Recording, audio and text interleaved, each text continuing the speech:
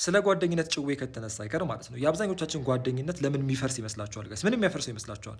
ኮመን ግራውንድ ሲቀየር ነው። አንድ የሚያደርጋችሁ ነገር ሲቀየር ዘሞመንት ያ ነገር ሀፕን ሲያደርግ ሙሉ ነገር ይፈርሳል ማለት ነው። ለምሳሌ አሁን እናንተ ጂም እየሰራችሁ ከነበረ ጂም ውስጥ የተዋወቃችሁት የጂም ብሯችሁ ካለ ጂም መሄድ ስታቆም ያ ሰውዬ ማየት ታቆማለህ፣ ጓደኝነት ይፈርሳል ማለት ነው። ወይ ደግሞ ክላስ ዲፓርትመንት ወይ ደግሞ ትምህርት ቤት ብትቀይር ክላስሜትን ታጠዋለህ።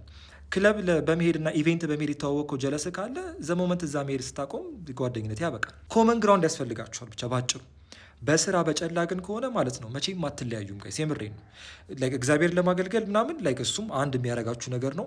ከዛ ውጭ አለማዊ በሆነው ነገር ደግሞ ማለት ነው ጨላ ለመያዝና ስራ ለመስራት ሀስል ለማድረግ ከሆነ ሁሉም የሚፍጨረጨርበት ነገር ስለሆነና ታይምለስ የሆነ ነገር ስለሆነ መቼም የማያባራ የማይዘገኝ ነገር ስለሆነ ማለት ነው ግዴታ ትቀጥላለህ ማለት ነው። ስለዚህ ማደግ፣ መለወጥ፣ መስራት፣ ሀስል ማድረግ፣ ጨላ ገንዘብ መያዝ እሱን አላማችን አድርገን ነው ጓደኝነታችን መመስረት ያለብን። የምሬን ነው። ይሄ የጥቅም ጉዳይ አይደለም።